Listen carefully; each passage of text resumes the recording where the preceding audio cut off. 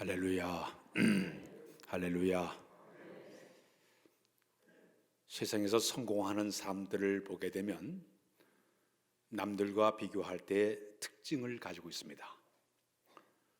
여러 가지 특징들이 많이 있겠지만은 세 가지를 소개한다고 하면은 이 세상에 성공한 사람들을 가만히 보게 되면 자기가 하는 일을 소중하게 여기는 사람들에 따라서 할까요? 자기가 하는 일을 소중하게 여긴다. 하기 싫은 하게 되면 본인도 불행하고 그 주변에 있는 모든 사람들이 다 힘들어요. 그러나 자기의 주어진 일을 기쁨으로 하게 되면 본인도 즐겁고 주변의 모든 사람들도 굉장히 재미있어하고 능률이 올라가게 되었습니다. 그래서 우리가 이 세상에서 어떤 일이 주어질 때마다 즐거운 마음으로 하는 일, 대단히 중요하다고 볼 수가 있습니다. 이미 세상을 떠났지만 현대그룹의 고 정주영 회장님께서 그런 이야기를 했습니다. 자기는 생전에 나는 날마다 회사를 출근할 때마다 소풍을 가는 마음으로 자기는 회사에 출근한다. 일을 하러 가는 것이 아니라 이 소풍 가는 마음으로, 즐거운 마음으로 자기는 회사를 출근한다 그랬습니다. 그러다 보니까 자기 앞에 희망이 있고 또 새로운 일에 대한 어떤 그 기대감을 가지고 자기는 출근한다고 그렇게 이야기를 했습니다. 이것을 우리 그리스도인들이 그대로 적용하게 되면 여러분들 교회 속에 들어와서 여러분들의 거룩한 직분을 감당할 때마다 이 일을 소중하게 여기고 즐거운 마음으로 감당하는 것은 우리 하나님께서 영광을 받으시고 그 일 자체도 주의 영광이 아름답게 드러나게 될 줄로 믿습니다.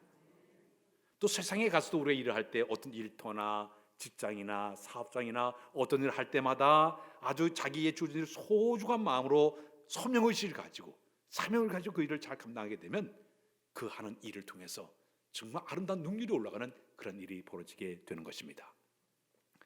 마틴 루터라는 분이 그런 얘기를 했습니다. 저 애양간 안에서 소젖을 짜던 하녀가 이 일은 하나님께서 나에게 맡겨주셨다, 그런 마음을 가지고 소젖을 짜게 되면 그 사람이 바로 성직자다 그랬습니다. 여기는 저만 성직자가 되는 것이 아니라 자기가 어떤 일을 행할 때마다 소명의식과 사명의식을 가지고 소중한 마음으로 그 일을 감당할 때 그 자리가 복된 자리가 될 수 있고 그 일을 아주 아름답게 이뤄나가는 이런 모습이 되게 될 줄로 믿습니다. 두 번째, 세상에 성공한 사람들의 특징은 어떤 일이냐? 모든 일을 할 때마다 열정이 있어요. 도전하는 마음을 가진 사람들이 대부분 성공한다고 이야기하고 있습니다.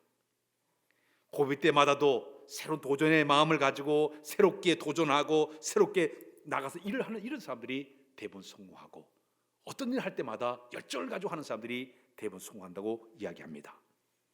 그러나 실패하는 사람들을 가만히 보게 되면 일을 하다가 도중에 포기하거나 낙심하는 사람들, 자기 탓에는 날마다 남의 탓만 가지고 얘기하는 사람, 더 나아가서는 어떤 일을 할 때마다 결단력이 부족하다가 희지부지하다가 세월을 다 보내는 사람들은 성공하지 못하게 되는 것이죠.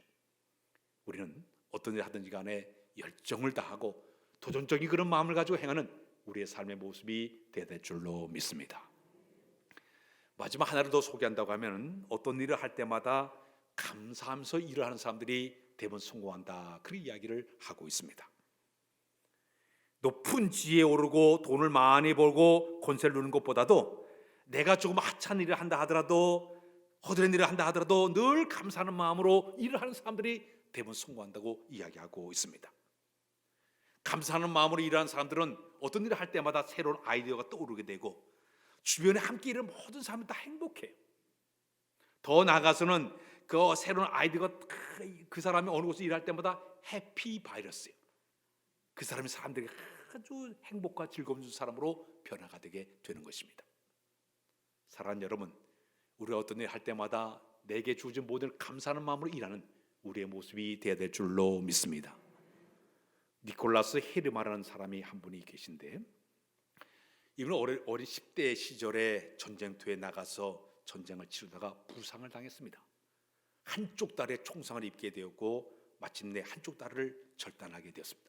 장애자가 되고 말았어요. 여러 가지 일을 전전긍긍하면서 일을 해서도 실패하고 말았습니다. 나이 50이 되었을 때, 그때 그는 카르벨 수도원의 주방 일을 맡아가지고 일을 하는 사람이 되게 되었습니다. 그는 비록 한쪽 다리를 잃었지만은 결코 비관하거나 낙심하지 아니하고 절망에 빠지지 아니하고 아주 최선을 다해서 그 수도원의 주방에 들어가서 열심히 그가 일을 하기를 시작을 했습니다. 하나님, 내가 이렇게 부족한 요리 솜씨임에도 불구하고 이곳엔 수도사들에게 내가 이 음식을 만들어 먹을 수 있는 것이 너무너무 감사합니다. 그는 주방문을 열고 들어갈 때마다 하나님 감사합니다, 감사합니다. 일을 하면서도 반찬을 만들 때도 하나님, 내가 만든 이 모든 음식을 먹는 수도사들이 다 건강하길 원합니다. 국을 끓일 때에도, 접시를 닦을 때에도, 설거지할 때에도, 부엌을 청소할 때마다 감사하는 마음으로 하루하루 그가 일을 하기를 시작을 했습니다. 근데 사이 수사들이 와서 음식을 먹을 때마다 그의 그 모습을 가만히 보면서도 그들의 마음속에 그에게 존경하는 마음이 생기게 되었습니다. 어느 세월이 흘러갔습니다. 20년이 흘러갔습니다. 그때 이 감사하는 마음으로 일했던 하름 헤르만의 이 사람이 모든 수사들에게 존경을 받기 시작했습니다. 20년 후에 수도원 원장을 투표하게 됐습니다. 근데 덜컥 이 니콜스 헤르만이 딱 뽑히게 되었습니다. 취임할 때 모든 수사들이 존경하는 마음으로 박수치면서 환영하게 되었습니다. 저 주방 속에 들어가서 일을 하면서도 즐거운 마음으로, 하찮은 일을 하면서도 즐거운 마음으로 하는 것, 감사하는 마음으로 일하는 것, 그런 사람은 성공적인 사람의 모습이 되게 될 줄로 믿습니다. 신앙생활의 덕목들이 상당히 많이 있습니다. 그 가운데 덕목 가운데 이 감사하며 사는 것은 대단히 아름다운 덕목입니다. 나인 홀드 니버라는 분이 그런 얘기했습니다. 우리 그리스도인들은 믿음과 사랑과 소망을 갖고 살지만은 한 가지 더 덕목이 필요한데 그게 감사의 덕목을 가져야 된다 그랬습니다. 어떤 일을 할 때마다 이 감사하는 마음으로 일한다는 것 대단히 중요하죠. 어떤 분이 글을 썼습니다. 불평하는 마음은 쓰레기 같다고 그랬습니다. 불평과 원망을 계속 하게 되면 쓰레기가 쌓인 곳에는 온갖 더러운 판때가 다 날라와서 그 모든 그 경기를 옮기는 이런 오염 세균을 만들어낼 수밖에 없다고 얘기했습니다. 그러나 감사하는 마음은 꽃처럼 아름답다 그랬습니다. 꽃 있는 곳에 향기가 있고 아름답고 꿀이 있다 보니까 벌과 나비가 찾아서 춤을 추는 것처럼 감사하는 것은 마치 꽃과 똑같다고 표현을 하게 되었습니다. 이처럼 우리가 삶 자체 속에서 이 감사하며 사는 것은 대단히 중요한데 감사가 뭘까요? 영어로 얘기하면 이 감사를 think라는 말을 쓰는데 생각한다는 뜻입니다. 어떤 상황에서 가만히 깊이 생각해 보니까 하나님의 은혜가 감사한 거예요. 한번 생각해 보니까 주의 은혜가 너무너무 감사한 거예요. 여러분 한번 생각해 보시죠. 내가 이제까지 살아온 모든 걸 생각해 보니까 너무너무 감사한 거예요. 추수감사절을 맞이해서 내가 1년 동안 지키신 건강 주신 하나님, 내 생활 필요한 양식을 주신 하나님 앞에 내 마음을 생각해 보니까 너무너무 감사하는 마음을 품는 것, 생각해 보니 감사한 거예요. 이것이 바로 감사의 시작의 모습입니다. 성경을 보게 되면 우리에게 감사의 삶을 이렇게 살아라고 소개하고 있습니다. 제사전서 5장 18절에 보니까 이런 말씀입니다. 우리 시작. 범사에 감사하라. 여기서 그리스도 예수 안에서 너를 향하신 하나님의 뜻이니라. 시편 100편 4절에 그런 말씀입니다. 다 같이 시작. 감사함으로 그 문에 들어가며 찬송으로 그 궁중에 들어가서 그에게 감사하며 그의 이름을 송축할지어다. 시편 105편 1절에 또 그렇게 있습니다. 시작. 여호와께 감사하고 그의 이름을 불러 아뢰며 그가 하는 일에 만민 중에 악게 할지어다. 고린도서 3장 15절에 신약에 또 있습니다. 시작. 그리스도의 평강이 너희 마음을 주장하게 하라. 너희는 평강을 위하여 함으로 부르심을 받았나니 너희는 또한 감사하는 자가 되라. 명령이에요. 감사하는 자가 되어야 될 줄로 믿습니다. 그런데 오늘 본문에도 시편 136편 1절에 보니까 우리 읽겠습니다. 136절 시작. 내 영혼아 여호와를 송축하라. 내 속에 있는 것들아 다 그의 거룩한 이름을 송축하라. 시편 136편을 쭉 보게 되면 36가지의 감사 내용을 쭉 써놨어요. 홀로 큰 기사를 행하신 하나님께 감사하라. 애굽의 장자를 죽인 강한 손으로 펴신 발을 인도하지 하나님을 감사하라. 홍해를 가르친 하나님을 감사하라. 그들을 홍해에다 엎드러지게 하지 않게 감사하라. 광야를 통과하지 하나님께 감사하라. 대적의 손에서 거신 그 하나님을 감사하라. 감사하라. 감사하라. 36가지의 감사 조건을 쭉 쓰고 있습니다. 그렇다면 우리가 신앙생활하면서 우리가 감사하게 되면 어떻게 감사의 표현을 하나님께 해야 될까요? 우리 주변에 감사하는 사람들의 모습을 보게 되면 세 종류의 사람으로 구분할 수가 있습니다. 첫 번째는 1차적인 감사에 머무른 사람이 있습니다. 1차적인 감사에 머무는 사람은 어떤 사람인가 하면 조건부 감사예요.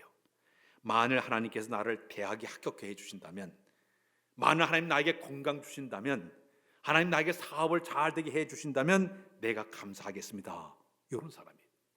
영어로 if, 이렇게 해 주시면 내가 감사하겠습니다. 조건부 감사는 1차원적인 감사예요. 두 번째 감사는 2차원적인 감사가 있습니다. because, 무엇 때문에 감사해요. 내가 받았기 때문에 감사하는 마음이에요.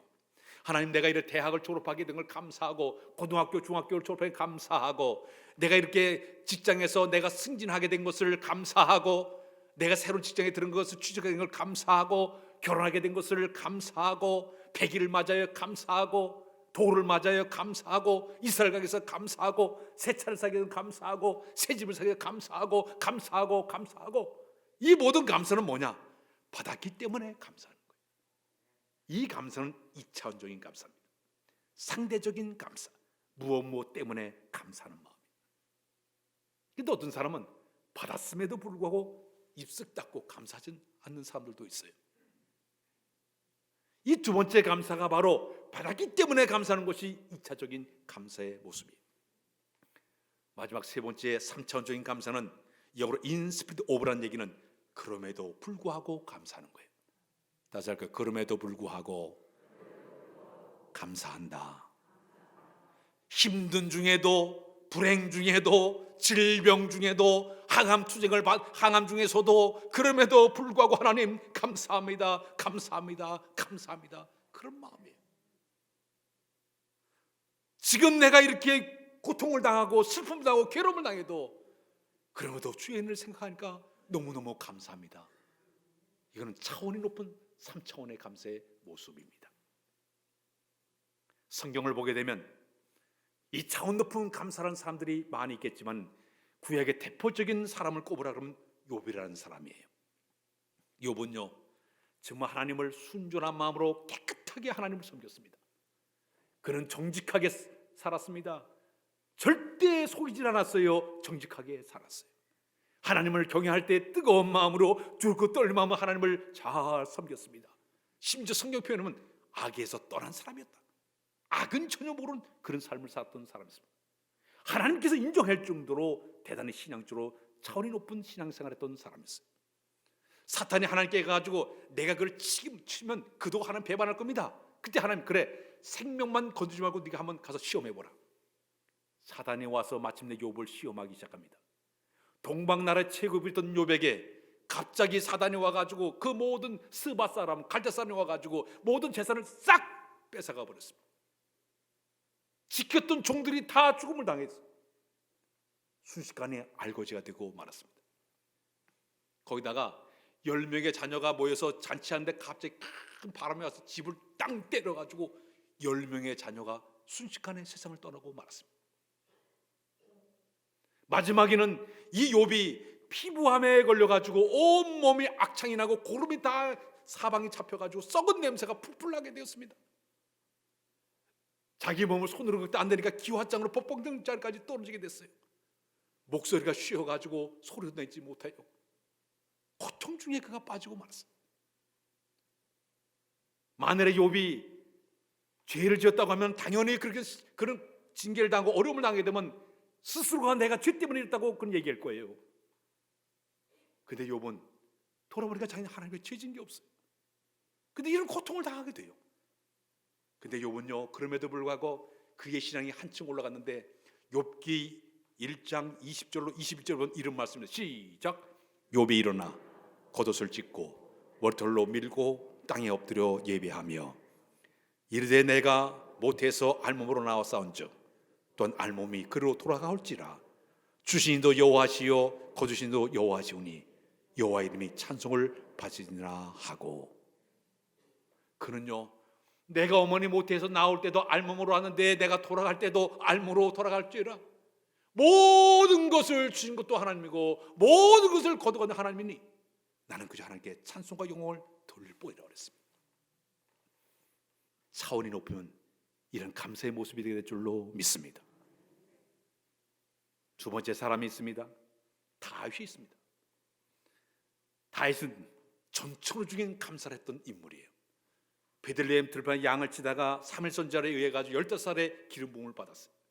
그러나 그 왕으로 올라가기까지의 그 모든 과정은 너무너무 힘든 과정이었습니다.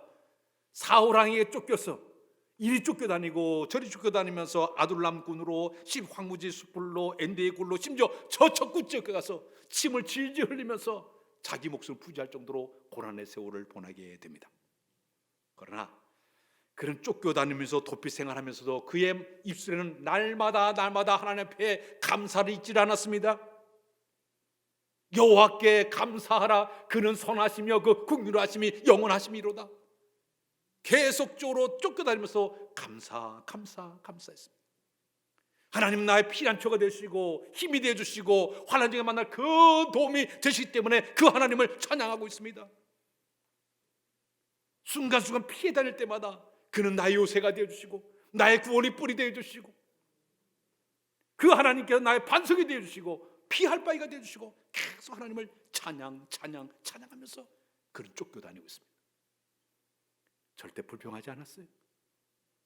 차원 높은 사람은요, 그럼에도 불구하고 하나님께 감사하는 자가 바로 차원 높은 자들의 신앙의 모습이 되는 줄로 믿습니다. 신약의 대표적인 인물 하나 꼽으라 그러면 사도 바울이에요. 그는 육신의 질병에 걸려서 안질에 걸려서 앞을 잘 보지를 못했습니다. 간질병에 걸려가지고 콧볼을 막 부르르 몸을 떨 정도로 간질병으로 고생을 했습니다.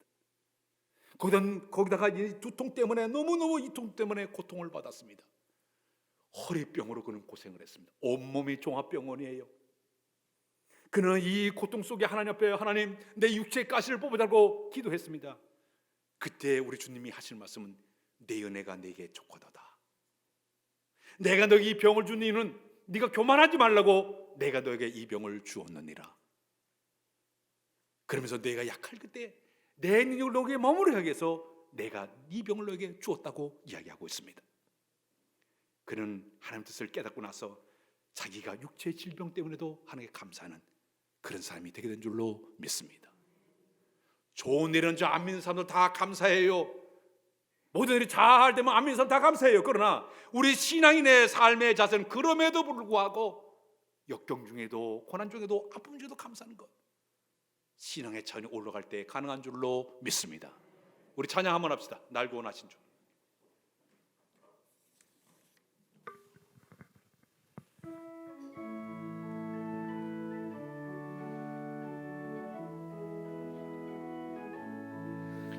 날 구원하신 주 감사, 모든 것 주신 감사, 지난 추억이 내 감사, 주 내 곁에 계시네. 향기로운 봄철의 감사, 외로운 감사, 사라진 눈물도 감사, 나의 영혼 평안에 응답하신 기도 감사, 거절하신 것 감사, 해처럼 높으신 감사, 모든 것 채우시네. 아픔과 기쁨도 감사, 절망 중 위로 감사, 정량 못할 은혜 감사, 그 신사랑 감사해. 길가에 장미꽃 감사, 장미꽃 가시 감사,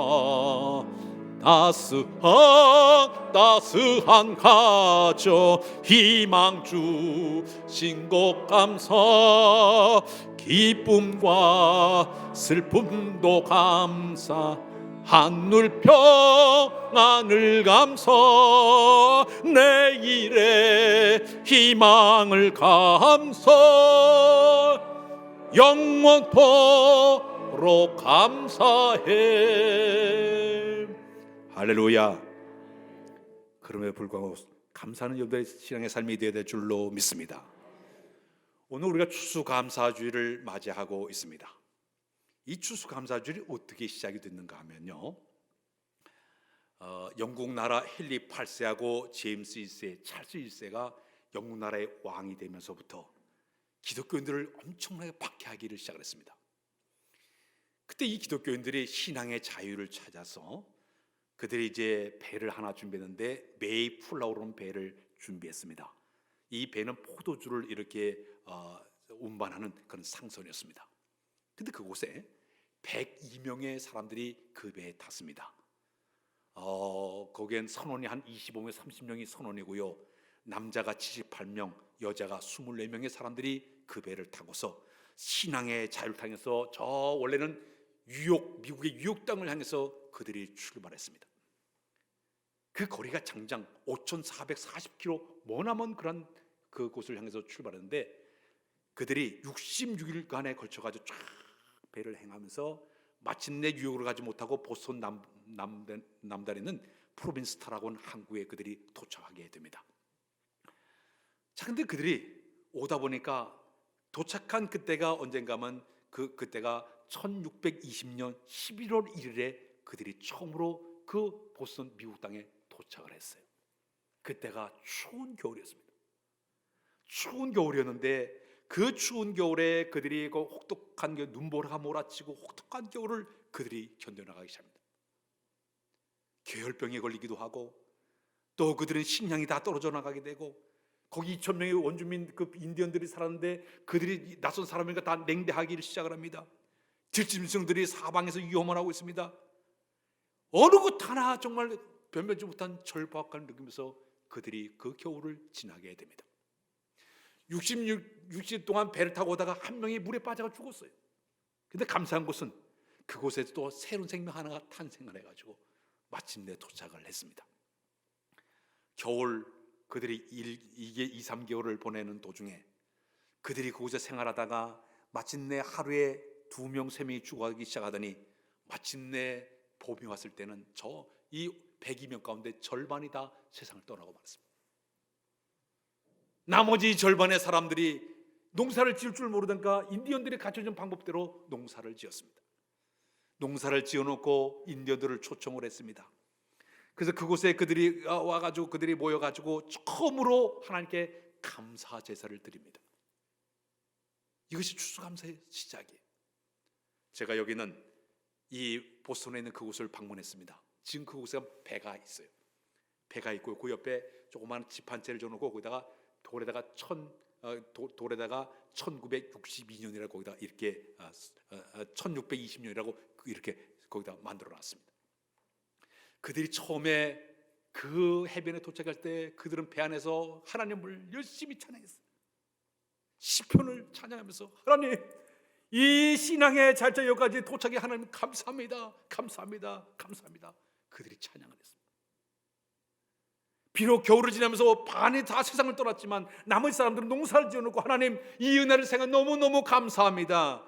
저희들로 하여금 이렇게 엄동소란해도 살 수 있도록 인도해 주신 것을 감사하고 우리에게 신앙의 잘 주신 하나님을 감사합니다. 그런 마음으로 첫 번째 그들이 감사 예배를 드린 것이 유래가 돼서 계속적으로 마침내 그 나라가 저 미국 나라가 이제 마침내 추수감사주를 계속 지켜서 우리나라도 이것이 들어와서 지금 추수감사를 드리고 있습니다. 사랑하는 여러분, 우리가 신앙생활에 나갈 때 가장 내 마음에 감사를 빼앗아 나가는 조건이 3가지가 있습니다. 우리 마음속에 감사를 빼앗는 세균이 있어요. 3가지가 우리의 마음에 감사를 뺏어갑니다. 첫 번째 따라서 할까요? 욕심. 다 욕심이 있어요. 그러나 지나친 욕심이 우리 마음속에 있는 감사의 조건을 다 뺏어가 버려요. 욕심은요, 밑이 빠진 독가도 같아서 채워도 채워지지 않고 우리 하나님도 못 채워요. 인간의 욕심을. 인간의 마음속에 식욕, 성욕, 명예욕, 권세욕, 탐욕 다 들어있어요. 이 욕심이 지나치게 되면 절대로 우리는 감사하지를 못합니다. 욕심을 이기는 신앙적인 자세는 자족하며 사는 것입니다. 따라서 자족하자. 그저 하나님의 은혜에 감사하는 자족하는 사람이 욕심을 이겨낼 수가 있습니다. 욕심이 지나치면 감사할 수가 없습니다. 두 번째는 뭐냐? 비교의식이 우리의 마음에 감사를 뺏어갑니다. 남과 자꾸 비교하게 되면요, 두 가지 마음이 생겨나게 됩니다. 첫 번째는 뭐냐면 우월감이에요. 내가 남들보다 많이 배웠어, 나는 지위가 높아, 나는 많이 가졌어, 자기를 우쭐한 마음이 우리 마음속에 들어오면 절대 감사할 수가 없습니다. 반대로 우리 마음속에 찾아오는 두 번째 마음은 열등의식이에요. 자신이 나는 배우지 못했어, 가지지 못했어, 누리지 못했어, 남과 자꾸 비교하다 보면 자존심이 상해되니까 자괴감을 느끼게 되고 내 마음속에 자꾸 지옥을 만들었어. 감사의 마음이 사라지게 되는 겁니다. 이 비교의식이 우리 마음속에 감사를 뺏는 하나의 바이러스의 세균이에요. 마지막에는 뭐냐? 염려가 지나치게 되면 그 염려가 내 마음의 모든 우리 마음의 감사를 빼앗아 버립니다. 염려는요, 우리가 모든 100% 가운데 10% 가능성밖에 없어요. 이거 붙들고 나머지 90% 쓸데없는 것인데 거기에 매달리게 되면 우리는 절대로 감사하지 못하게 되는 것입니다. 성경 말씀 그대로 내일 일은 내일 염려할 것이요 한날의 괴로움 그날에 족할 것이니라. 이 마음을 갖게 되면 하루하루가 감사하는 마음으로 살아가는 이런 모습이 되게 될 줄로 믿습니다. 성경 말씀에 빌립보서 4장 6절 7절에 그런 말씀이 있습니다. 우리 한번 시작. 아무것도 염려하지 말고 너희 구할 것을 감사함으로 하나님께 아뢰라. 그리하면 모든 죄가 떼는 하나님의 평강이 그래서 예수 안에서 너희 마음과 생각을 지키시리라. 오늘 사랑하는 여러분, 우리 추수감사주일을 맞이했습니다. 내 마음에 감사의 조건을 뺀 세균을 제거하십시오. 욕심을 버리시길 바랍니다.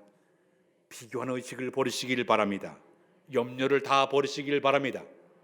그럴 때 우리 마음에 진실로 감사하는 마음으로 채워줄 줄로 믿습니다.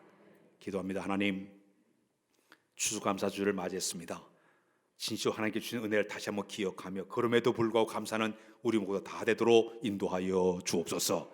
범사에 감사하기를 원합니다. 삶 속의 역사를 찬양하며 육적인 감사, 영적인 감사 풍성하여 날마다 주를 찬양하며 사는 우리 모두로 인도하여 주옵소서. 예수 그리스도의 이름으로 기도하옵나이다. 아멘.